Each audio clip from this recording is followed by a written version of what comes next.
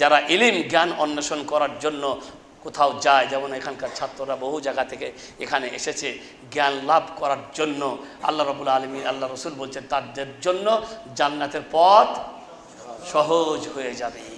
আল্লাহ রাব্বুল আলামিন তাদের জন্য জান্নাতের পথ কি করবেন? সহজ করে দিবেন। আর যার আমল নেই, আমলে কুড়িয়ে, মান বাত্তা বিহি আমলহু, মানে আমলে কুড়িয়ে, আমলে নেই, লাম ইসরে বিহু নসবহু, তার নসব, তার খানদান, তার পরিবার, তার বংশ, তার আভিজাত্য কোনো কাজে পরিচয় দিয়ে সেখানে কথা বললে হবে না আমি সৈয়দ বংশের। এখানে সৈয়দ বংশের লোকদের ফখর কত গো, বলে আমি কোন বংশের? সৈয়দ বংশের। সৈয়দ বয় নবী বংশের বলে সুবহানাল্লাহ। মদিনাতে নবী বংশের লোক নাই, মক্কাতেও নাই। নবীর জন্ম কোথায়? মক্কায়। আর মৃত্যু হলো কোথায়? মদিনায়। কাউকে পাওয়া যাবে না যে আব্দুর রহমান সৈয়দ, মানে যত সৌদি আরবের খানদান আছে, ওরা কত রকমের খানদান আছে, হারবি আছে, মুতারি আছে, তাওয়ালা আছে, অমুক আছে, তমুক আছে, কিন্তু সৈয়দ কেউ কোথায় গেল? ওরা সব বাংলাদেশ চলে এসেছিল মনে হয়, আর না হয় ভারতে পাকিস্তান, এই তিন দেশে পাওয়া যায়। বুঝতে পারলেন? ভারত, বাংলাদেশ আর পাকিস্তানে। ও সৌদি আরব ছেড়ে, মক্কা মদিনা ছেড়ে ওরা এই দেশে পালিয়ে এলো আর কি। এখানে এসে সৈয়দ টাইটেল নিয়ে এখন ফখরে পড়ে আছে। আমাদের কোনো সমস্যা নাই, আমরা সৈয়দ বংশের লোক, বুঝলেন? ফাতেমার লোক, হাসান হুসেনের লোক ওরা। ওদের জন্য সার্টিফিকেট দেওয়া আছে জান্নাত, ও টিকিট নিয়ে চলে যাবে ওরা, মোহাম্মদের লোক সাল্লাল্লাহু আলাইহি সাল্লাম। বুঝতে পারলেন? আর আল্লাহ নবী ফাতেমাকে লক্ষ্য করে বললেন, ফাতেমা সালিলি মিম্মা লিমা তুরিলা উগনি আনকে মিনাল্লাহ শাইআ। ফাতেমাকে লক্ষ্য করে বলছেন, বেটি দুনিয়াতে কিছু চাওয়ার থাকলে চেয়ে নাও, কিন্তু আমি মুহাম্মদ সাল্লাল্লাহু আলাইহি সাল্লাম কালকে কিয়ামতে তোমার হয়ে কিছুই করতে পারবো না। কাল তোমাকে বাঁচতে হলে তোমার আমল দিয়ে বাঁচতে হবে। আমার নবী হয়ে আর দোহাই দিয়ে নয়, তোমার বাপের দোহাই দিয়ে নয়, না, তোমাকে তোমার আমল দিয়ে বাঁচতে হবে। আর ফাতেমা রাদিয়াল্লাহু তাআলা আনহা এমন গর্ব করতেনই কোনোদিন করেননি যে আমি নবীর মেয়ে, কখনোই না। বরং সাধারণ জীবন যাপন করেছেন, কষ্টের জীবন যাপন করেছেন। অনেক দূর থেকে কে পানি বয়ে এনেছেন, কোমরে দরদ হয়ে গিয়েছে, গমগুলোকে জাতা দিয়ে পিষে পিষে আটা তৈরি করেছেন। সেই আটা কত মোলায়েম হবে চিন্তা করুন। সেই আটার রুটি খেয়ে তারা জীবন যাপন করেছেন। গর্ব করে বলেননি যে আমার নবী, আমার বাপ সাইয়্যিদুল আম্বিয়া, নবী সম্রাট, আমার বাপের জান্নাতে যাওয়ার আগে কোনো মানুষ জান্নাতে যেতে পারবে না, আমি তার মেয়ে, আমার কি অসুবিধা? আরে আমাদের দেশের চেয়ারম্যানের মেয়েদের দিমাগে পা পড়ে না মাটিতে। বুঝতে পারলেন? প্রধানের মেয়ে, চেয়ারম্যানের পেটে কোনো মাতবরের মেয়ে, ছোট্ট একটা নিতর মেয়ে, সেও নিত হয়ে গেছে বিরাট, তার ভাব কত বাজারে, বাপরে বাপ। আর মুহাম্মদ রাসূলুল্লাহ সাল্লাল্লাহু আলাইহি সাল্লামের মেয়ে এরকম গর্ব করেনি, বরং এমন আমল করেছেন। আল্লাহ রসুল সাল্লাল্লাহু আলাইহি সাল্লামের দুনিয়া থেকে যাওয়ার আগেই আল্লাহ সুসংবাদ দিয়ে বললেন, তুমি তোমার মেয়ে ফাতেমাকে শুনিয়ে দাও, ওকে আমি জান্নাতের সমস্ত নারীদের সর্দারিনী বানিয়ে দিয়েছি। সুবহানাল্লাহ। তোমার কারণে নয়, বরং তার আমলের কারণে, তার আমলের কারণে সাদা সিধা জীবন যাপন করেছে। তো ভাইরা আমার, রাসূল করিম সাল্লাল্লাহু আলাইহি সাল্লামের মেয়ে হওয়ার কারণে বাঁচার কোনো উপায় নাই। তাই বলছেন, আমলে যে করে তার বংশ পরিচয় কোনো কাজে আসবে না। তো এই ইলম প্রথম নম্বরে, তারপরে আসছে আমল।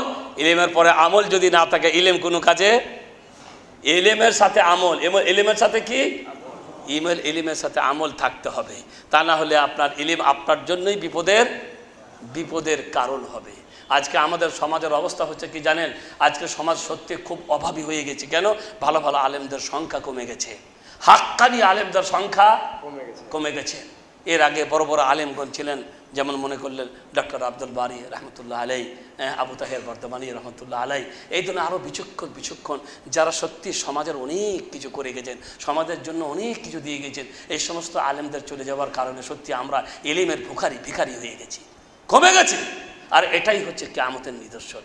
মুহাম্মদ রাসূলুল্লাহ সাল্লাল্লাহু আলাইহি ওয়াসাল্লাম বলেছেন, ইন্নাল্লাহা লা ইয়াকবাদুল ইলমা ইনতিজাআম মিনাল ইবাদি ইয়ানতাজিহু ওয়ালাকিন ইয়াকবাদুল ইলমা বিকাবদিল উলামা হাত্তা ইযা লাম ইউবকি আলিমুন ওয়াহিদ ইত্তাখাযান নাস রুউসান জুহালা ফাস্তাফতাউ ফাআফতাউ বিগাইরি ইলমিন ফাদাল্লু ওয়া আদাল্লু। রাসূল করিম সাল্লাল্লাহু আলাইহি সাল্লাম বলছে আল্লাহ তাআলা জ্ঞানটাকে হঠাৎ করে তুলে নেবেন না, মানে জ্ঞান কোনো এমন জিনিস না যে আল্লাহ তুলে নেবেন। যখন মানুষ মরে গেল ওই মানুষকে আল্লাহ তুলে নিলেন, কিন্তু জ্ঞান কোনো এমন বাহ্যিক জিনিস না যে আল্লাহ হঠাৎ করে কি করবেন, তুলে না।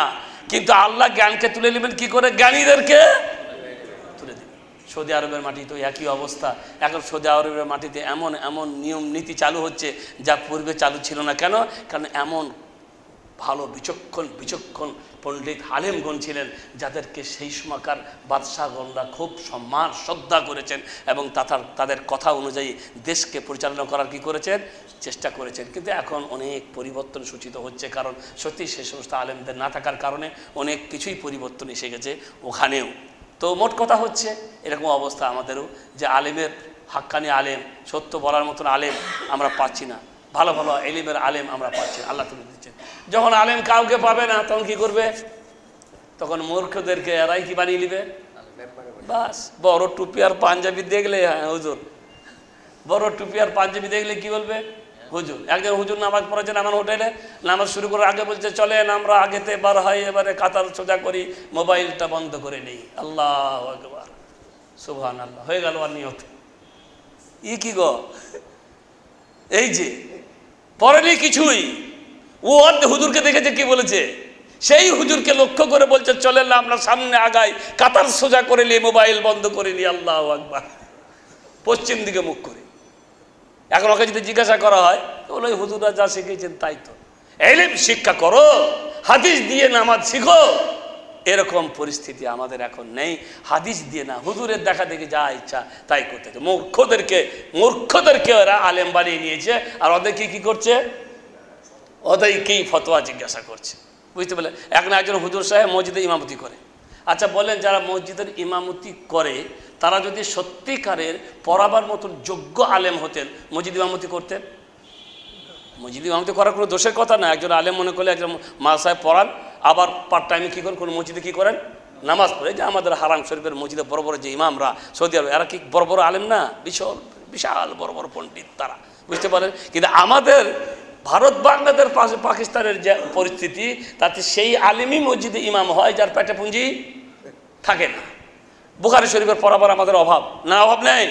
ভালো ভালো মুদাররিসরা আমাদের কি সেক্রেটারিরা পেরেশান, মাদ্রাসার কর্তৃপক্ষ পেরেশান, ভালো আলেম পাচ্ছেন না যারা পড়াবে। আলেম সমাজে কত ঘুরে বেড়াচ্ছে, কিন্তু ভালো আলেম। এখন সমস্যা হচ্ছে টুপিওয়ালা, বড় জামাওয়ালা, পাজামিওয়ালা, এদেরকে দেখে আলেম বানিয়ে নিয়েছে। বলছে মসজিদের হুজুরের কাছে এসে এখন ফতোয়া জিজ্ঞাসা করছে। এখন যদি ফতোয়া দেবার মতন যোগ্য হতো, হ্যাঁ, তাহলে তোর মসজিদে পড়ে থাকতো, কত বড় বড় মাদ্রাসাতে কি করতো, মুদাররিসগিরি করতো। এখন যদি বেচারা বলে আমি জানি না, তাহলে মসজিদের চাকরিও গেল গা। তো একটা তো কিছু দিতে হবে, একটা তো কিছু উত্তর অবশ্যই দিতে হবে। এখন ছেলে মারা গেছে, মা এসে জিজ্ঞাসা করছে হুজুর আমার ছেলে মারা গেছে, আমি কত পাবো অংশ, ফারাইজ। আরে ফারাইজ খুব কঠিন বিষয়, বুঝতে পারলেন। যারা ছাত্ররা পড়ছেন তারা জানেন যে ফারাইজ কত কঠিন, বুঝতে পারলেন। তবে যার মাথায় আল্লাহ ঢুকিয়ে দেন না, তা জানবে যেটা বড় নিয়ামত আল্লাহর পক্ষ থেকে আপনি পেয়ে গেছেন। এখন নিসফুল ইলম বলা হয়, ইলমের অর্ধেক বন্টন ব্যবস্থা, আল্লাহর দেওয়া বন্টন ব্যবস্থা সম্পর্কে বুঝা অনেক খুঁটিনাটি আছে যা বুঝতে পারা যায় না। মদিনা ইউনিভার্সিটি যখন পড়েছি অনেক বুঝেছি, তখন তার থেকে সম্পর্ক ছেড়ে দিয়েছি। এখন যদি আমাকে বলে বাপ কত পাবো, তা বলতে পারবো না। তবে আল্লাহ রাব্বুল আলামিন কোরআনে কিছু আয়াত দিয়েছেন, সেগুলোকে মাথায় রাখলে কিছুটা বলা যায়। এখন যাই হোক, বেটা মারা গেছে, এখন বুড়ি এসে জিজ্ঞাসা করে বলছে যে আমি কত পাবো, তখন তাড়াতাড়ি একটা আয়াত মনে করে বলছে যে মা আগনা, মা একানা পাবে, মা আগনা। বাস হঠাৎ করে বলতো মা একানা পাবে।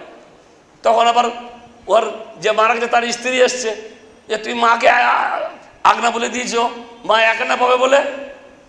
ভালো করে দেখেন, আপনি কিছু পয়সা লাগলে দিব আপনাকে, ভালো করে দেখেন। তখন বলছে মা লুহু আমার কাছা, যত মাল সব তোমার, যা সব তোমার। এইরকমই অবস্থা হবে যখন আমরা এমন লোকদের কাছে ফতোয়া জিজ্ঞাসা করব যাদের পেটে বুদ্ধি এলেম নেই। ইত্তাখাদান নাস রউসান জুহালা, আল্লাহর নবী বলছেন তখন মানুষরা মূর্খদেরকে আলেম বানিয়ে নিবে। ফাস্তাফতাও, ওদের কাছে ফতোয়া জিজ্ঞাসা করবে। ফাদাল্লু ওয়া আদাল্লু, নিজেরাও ভ্রষ্ট হবে আর অপরদেরকেও ভ্রষ্ট করবে। তো ভাইরা আমার কথা হচ্ছে যে জ্ঞান দুনিয়া থেকে উঠে যাওয়া সমাজের জন্য অনেক ক্ষতি, আলেমদের চলে যাওয়া সমাজের জন্য অনেক ক্ষতি। তাই আমাদেরকে বিশেষ বিশেষ এই ব্যবস্থা নিয়ে আলেম তৈরি করা এবং আমাদের যারা গার্জেন বাপেরা যারা, তাদেরকেও চেষ্টা নিতে হবে আমার বেটাদেরকে আলেম তৈরি করব। দিনের খিদমত করার জন্য আলেম তৈরি করার মনোমানসিকতা রাখবেন, কারণ আপনার বেটা যদি আলেম হয় এটাই হবে আপনার জন্য বড় সাদকা জারিয়া, এটাই হবে আপনার জন্য বড় সাদকা জারিয়া। সে আপনার জন্য দোয়া করবে। অন্য বেটারা কাউকে ইঞ্জিনিয়ার বানিয়েছেন, কাউকে ডাক্তার বানিয়েছেন, কাউকে প্রফেসর বানিয়েছেন, এরা তাদের মুখ দিয়ে কোনোদিন দোয়া করবে না, নামাজেই তো আসবে না। আর যে নামাজে আসে না তার মুখ দিয়ে কখন দোয়া হবে? তাই নামাজি বানিয়ে যান, আলিমে দিন বানিয়ে যান। রুজির ব্যাপারটা আল্লাহর উপরে ছেড়ে দেন। কোনো আলেম না খেয়ে মরেনি আল্লাহর রহমতে, কোনো আলেম না খেয়ে মরেনি, আসে কোনো না কোনো কাজে লেগে আল্লাহর রহমতে। আল্লাহর উপরে ভরসা করে আলেম তৈরি করুন, আলেম তৈরি করুন, ইনশাআল্লাহ তাআলা এতে আপনার লাভ হবে। মৃত্যুর পরে আপনি তার সওয়াব পাবেন। ওয়ালাদিন সালিহিন ইয়াদউ লাহু, আল্লাহ নবী বলেছেন ওয়ালাদিন সালিহ যখন দোয়া করবে এই লাভ মরার পরেও আপনি পেতে থাকবেন।